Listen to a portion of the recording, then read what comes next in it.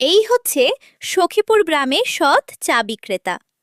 তার সংসারে ছিল অভাব, তবুও তার মনে ছিল সততা এবং আশার আলো। আজ তো ১ টাকারও চা বিক্রি হলো না।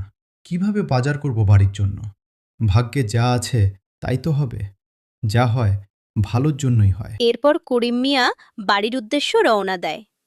তার পেটে ছিল খিদে, কিন্তু মনে ছিল আশার আলো। কারণ সে জানে তার রিজিকে যা আছে তা সে পাবেই। আর লোকটি হচ্ছে করিম মিয়ার বড় ভাই।